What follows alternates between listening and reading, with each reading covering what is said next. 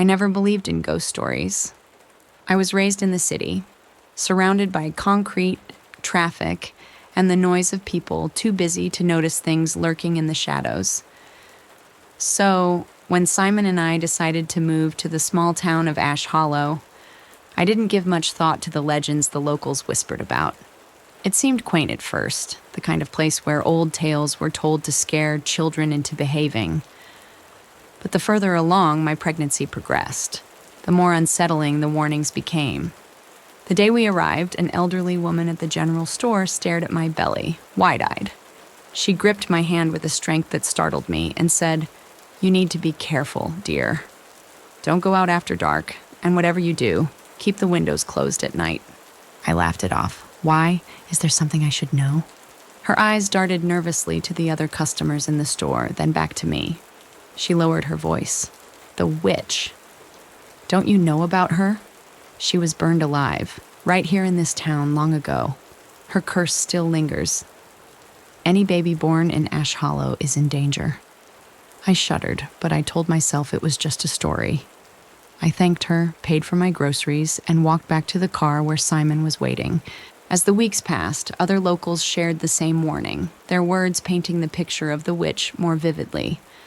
Her name had been Eliza Halloway, accused of dark magic by the town's founders when crops failed and livestock died mysteriously.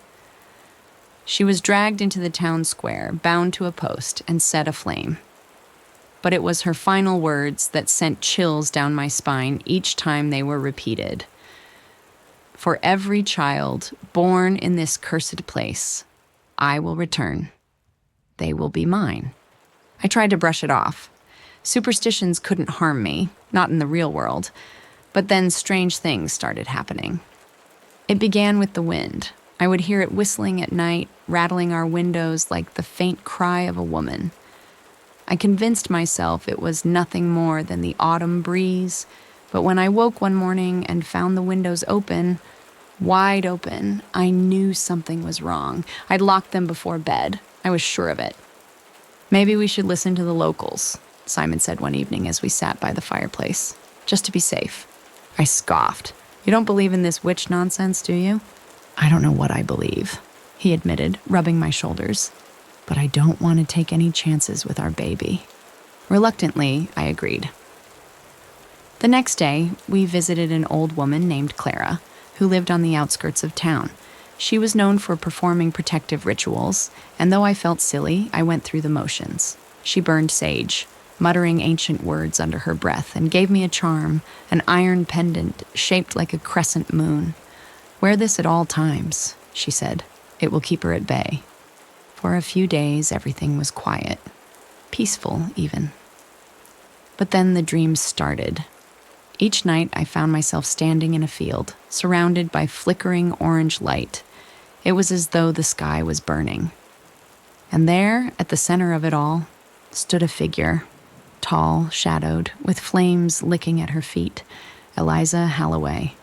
Her eyes were hollow, her mouth twisted into a cruel smile. She reached out to me, and her voice echoed in my mind. "He will be mine." I woke up, gasping for breath, clutching my belly. Simon held me, tried to comfort me, but I could feel something was wrong. Something was watching, waiting. It all came to a head one stormy night.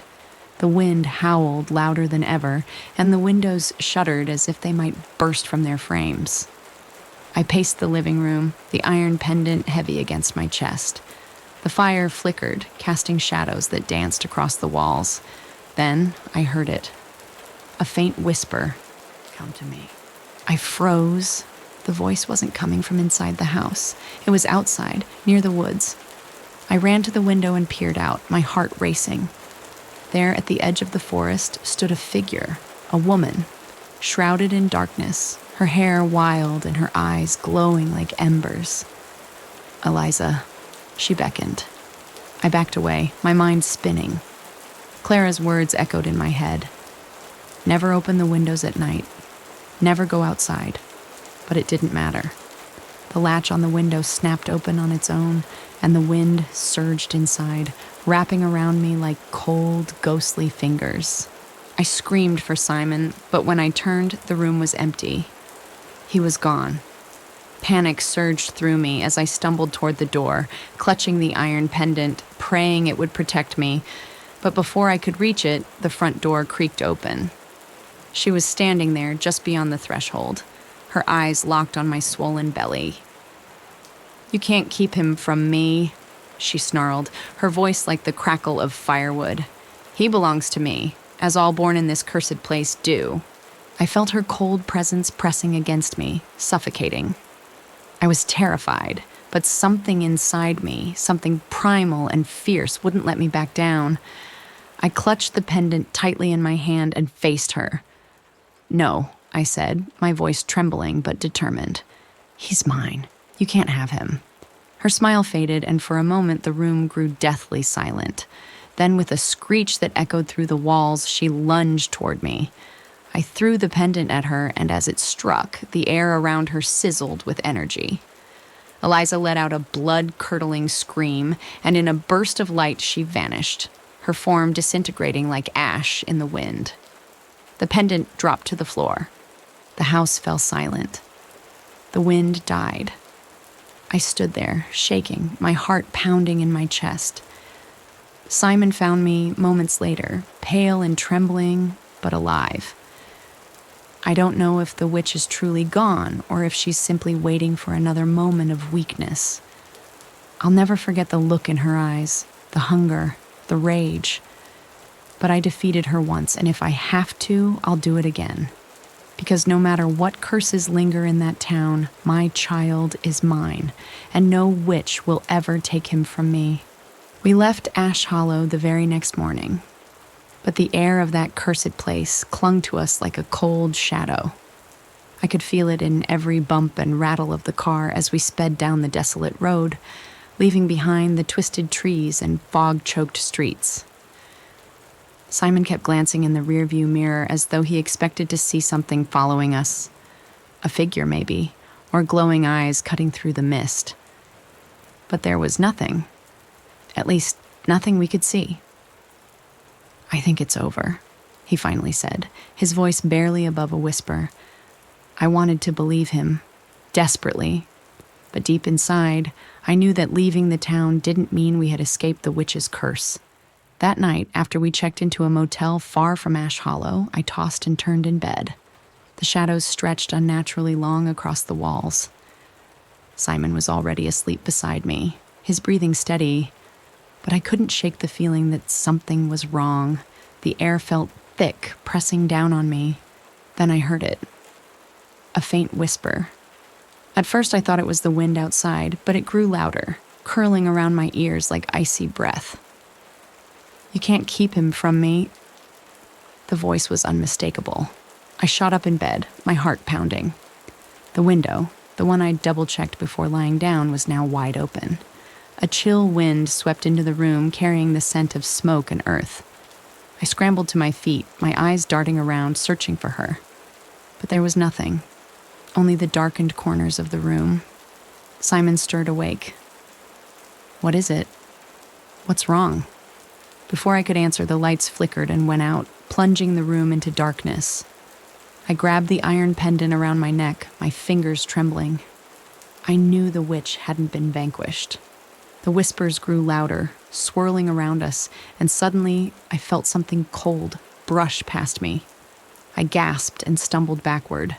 Simon leaped up, trying to grab me, but the room warped and twisted around us. "We need to get out," I whispered. We rushed for the door, but it wouldn't budge. It was as if some unseen force held it shut, trapping us inside. I could feel her presence closing in. My stomach twisted painfully, and a wave of dizziness hit me as I clutched at my belly. "Please," I begged, though I didn't know if I was speaking to Simon or the witch. "Please leave us alone." Her voice, closer than ever, whispered in my ear. "He will be mine. You cannot escape me," I screamed, clutching the pendant so hard I thought it might break. It glowed faintly, pulsing with warmth that contrasted the biting cold. For a brief moment, the room went silent. The wind stopped. But it wasn't over. The motel door creaked open by itself, and standing there, illuminated by the dim moonlight, was the witch. Her charred, skeletal hand reached out toward me. "No," I shouted, stepping back. "You can't have him." Eliza smiled, her hollow eyes locking onto me. "You think leaving Ash Hollow would break the curse? You're bound to me now." Simon grabbed my arm, trying to pull me toward the window, but I was rooted to the spot. Eliza's grip on me tightened with every breath I took. "You can't fight this," she hissed. "He is mine." An instinct surged through me, primal and fierce. This wasn't about survival. It was about protecting my child. I wouldn't let her win. With trembling hands, I pulled out my cigarette lighter. If the pendant was meant to protect me, maybe fire could give it the power to stop her. I flicked the lighter to life and held the pendant over the flame. The iron glowed, radiating an intense heat. Eliza paused, sensing what I was doing. With a scream that tore from the depths of my soul, I hurled the burning pendant at her. It struck her in the chest, and her form flickered. Her eyes widened as she let out a deafening scream, the iron searing into her like a brand. The room trembled as her body disintegrated into ash. The wind howled, carrying her final, blood-curdling scream into the night until there was only silence. I collapsed, gasping for breath. Simon rushed to me, his arms wrapped tightly around my trembling body. "Is it over?" he whispered, shaking. I stared at the spot where Eliza had stood. The air was still heavy, and though she was gone, I knew it wasn't truly over. "I don't know," I whispered, clutching my belly. "But I'll never stop fighting. For him." Somewhere in the dark corners of this world, she was waiting. But I was ready, always ready.